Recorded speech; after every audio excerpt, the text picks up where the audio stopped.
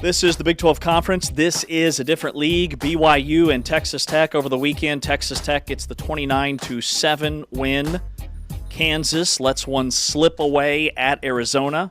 Iowa State shocks TCU. That was all on the football field. Houston gives UCF their first ever space game loss. West Virginia in a battle of freshman quarterbacks. Their freshman quarterback, you could argue, was better as they beat Colorado in Morgantown. Let's pivot to... And real quick on that, now 9 bowl-eligible teams in the Big 12. Texas Tech, BYU, Cincinnati, Houston, Utah, Arizona State, Arizona, TCU, and Iowa State. All bowl-eligible now with Baylor at 5 wins, Kansas at 5 wins, so the potential for 11, and maybe even UCF, who's 4-5, has the extra game. West Virginia would have to win out, which seems unlikely, and K-State needs a couple more wins as well to get to bowl eligible. So the potential for maybe 13 teams. Gosh, we're already at 9? Did I count right? 1, 2, 3, 4, 5, 6, 7, 8. Yeah, 9. We had 9 all of last season. And 2 are 1 win away, and K-State and West Virginia K-State and UCF are at 4 wins, and have an extra game left relative to West Virginia and some of these other teams. Right. Man, we're going to end up with way more this year, at least 2, I would think, than last season. Also, we've got a whale sighting.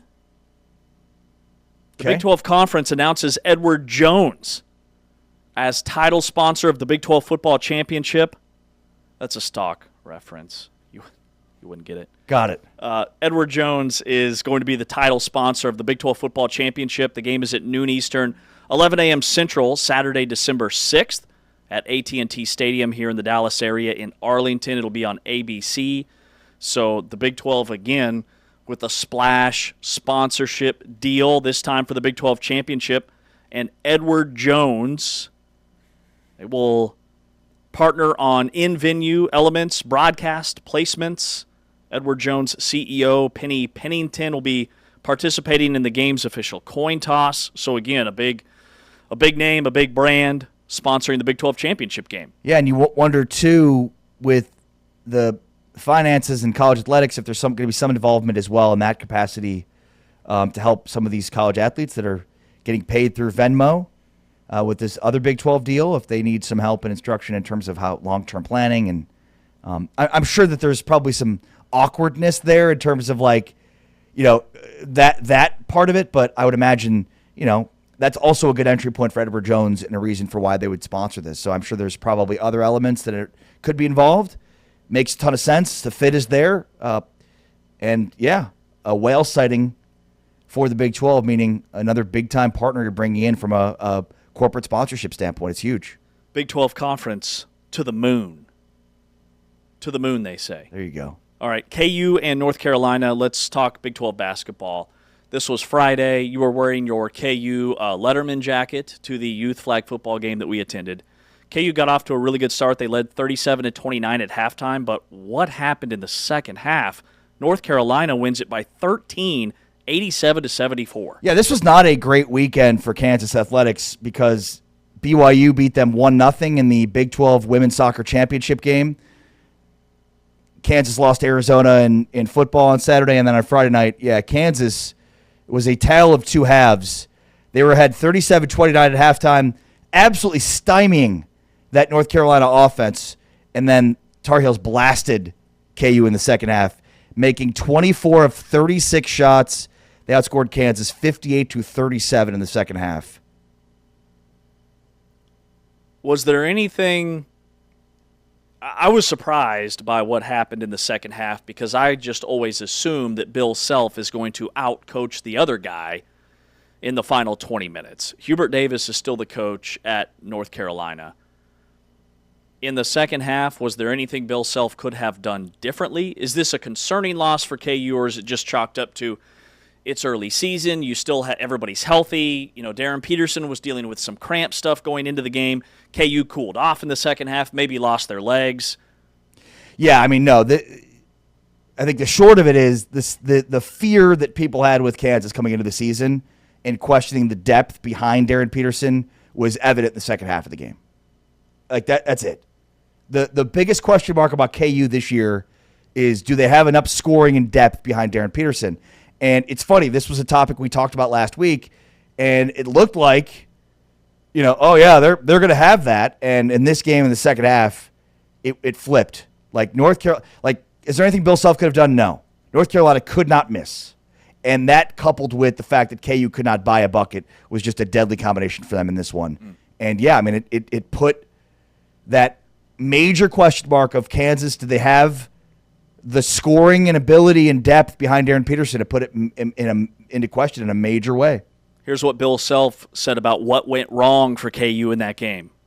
Well, I thought, obviously had to be something we ate or something I said at halftime, because we came out and we weren't any good and they were great. But I think it got away from us, the first 5 minutes of the second half, obviously. We go from having control of the game in a very, halftime, which doesn't mean anything, but had control of it to basically giving it all back plus some in the first 5 minutes. And that was the difference. And then after that, I don't think that we didn't show much maturity, which we're really young, but we didn't show much maturity and poise when they made the lead. KU gave up a 12-0 run early on in the second half. North Carolina shot almost 70% from the field in the second half. And KU feasted on turnovers in the first half. They had 17 points off turnovers in the first half, but North Carolina only turned the ball over one time in the second half. So give credit to North Carolina for the way they won that game. Well, and aside from this one, a couple of big-time wins in the non-conference for the Big 12 this weekend. Oklahoma State, 87, Texas A&M, 63. Oklahoma State led wire-to-wire here. They're up 9-0 early, and that really helped to set the tone. At halftime, Oklahoma State led 43-29, and then an early second-half push pushed the lead to 71-46 with 9:30 remaining. From there, they led by at least 20 the rest of the way. Christian Coleman, 16-3, 2 blocks, 2 steals. Isaiah Coleman, the Coleman brothers. We'll have to come up with some kind of a nickname. I don't think they're brothers, but the Colemans did fantastically, 15-9, and had 11-6 at halftime. And then how about Baylor late last night, Baylor 78-69 over Washington. Baylor led 38-32 at half, pushed it to a double-digit lead early in the second half, and then the Huskies made a push to 73-68 with inside 2:15 to play, and then closed the free throws and defense. So Vanderbilt did blow out UCF, but beyond that, against Power 5 opponents, the Big 12 went 2-2 with the North Carolina and UCF losses, and Baylor beating Washington, whereas in Oklahoma State beating Texas A&M. Man, that was a really nice win for Baylor. You're watching highlights on Big 12 Studios. Cameron Carr had 3 threes in the game, had 16 points. This game started at like 9 o'clock Central Time, so it was really late. They held Washington only 3 for 20 from three-point range. They had 6 players scoring double figures, shot 46% from the floor. Just a really balanced effort for Baylor, and I think that's the thing about them this year is when you look at their scoring. Remember last year it was Rob Wright, it was VJ Edgecombe, and the big fella on the inside, Omir, and that was pretty much it. Then they had a huge drop-off. This year they appear to be much more balanced. Yeah, well, and, I mean, they got out-rebounded in this game, and they were destroyed on the offensive glass. I mean, Washington did a really good job on the offensive glass in this game, but it was the 3 for 20 3-point shooting for West Virginia, or for Washington. And one of the things with Baylor these last few years is they've had, some really high-level offenses, but some really bad defenses.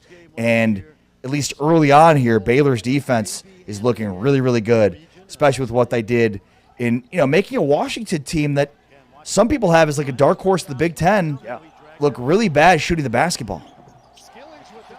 The other game you noted was Oklahoma State beating Texas A&M. That was yesterday, 87-63. Gallagher-Iba Arena, historic Gallagher-Iba Arena, was lit yesterday afternoon. It reminded me of the old days of Oklahoma State basketball when they had Big Country and Randy Rutherford and then Marcus Smart in that era. And I'm not saying they're that level of team, but Steve Lutz has injected a ton of life into that program. And Texas A&M's got a new coach, a ton of roster turnover. But Oklahoma State just completely dominated. They had multiple extended runs in the second half. They opened the second half. They were up 43-29 at the break, and then went on an 11-3 run. So they're up by 22 with 10 minutes left in the game. It's pretty much over then. They had highlight reel play after highlight reel, and the Coleman combo. We can come up with something more creative. That's pretty good. But the Coleman combo off the cuff was really good for Oklahoma State. They have more depth. They still play that frenetic up and down. They want to lead the nation in adjusted tempo. That's their goal. That's what Steve Lutz did at Western Kentucky. And they looked like a team that is NCAA tournament ready, the way they blew out Texas A&M. Yeah, well said. I think we both were pretty optimistic about Oklahoma State this season and Steve Lutz. And it's early. It's 2 games, but this is an impressive win. And we talked about the importance of these non-conference victories, that winning these games sets in motion the quad 1, quad 2 wins that'll be hugely important. It'll be gold down the stretch for this team to maximize the amount of bids. So you add up all of the non-conference wins that end up being, big-time non-conference wins for this conference. And ultimately, when you get to conference play, that means more wins will be quad 1, quad 2 wins, which will be huge for this conference. So the whole deal is set up for what you do in November and December, because you can't play outside your conference once the calendar turns to 2026.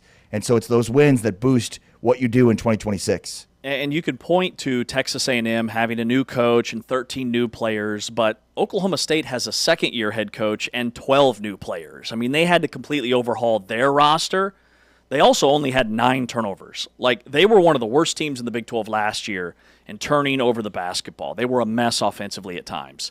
This early in the season, to only have 9 and to shoot 48% from the floor, it is a well-rounded effort. And the KU loss against North Carolina doesn't hurt the league in any way, so I almost look at the Big 12 went 2-1. UCF lost to Vanderbilt, but these Oklahoma State and Baylor wins, I think, carry a lot of weight for what happened over the weekend. Yeah. No, I mean, I don't know if I'm going to go as far as you did, but yeah, I mean, look, North Carolina is supposed to win a game at home like that. Right. I just think the part that is disappointing is, it's the most accurate representation of what KU is going to be this year. It's still super early, right? It's the second game of the season. But, it's the best gauge we have yet for what KU will be this year, and it was exactly the question mark that people had about KU. Yeah. Can they get enough scoring opposite Derek Peterson? Peterson was phenomenal, but he's not going to be able to do it all of his own. They're going to need their secondary scoring to come. They're going to need to be a better three-point shooting team. That continues to plague them. And so we'll see what this looks like moving forward. But this was a disappointing loss for Kansas from the perspective of this put all of their perceived flaws at the forefront. He's Ari Timken. I'm James Westling. We're about 20 minutes away from Taylor McCarg. He will join us live on the program for his Monday morning quarterback segment. We'll be breaking down all the Big 12 signal callers and what took place over the weekend. But coming up next, can Jacob Rodriguez really win the Heisman? And there's one Big 12 team that can screw this whole thing up when it comes to bids in the college football playoff. We'll tell you who that is around the corner. This is Big 12 Today on Big 12 Radio, brought to you by Modelo, exclusively on TuneIn and Big 12 Studios.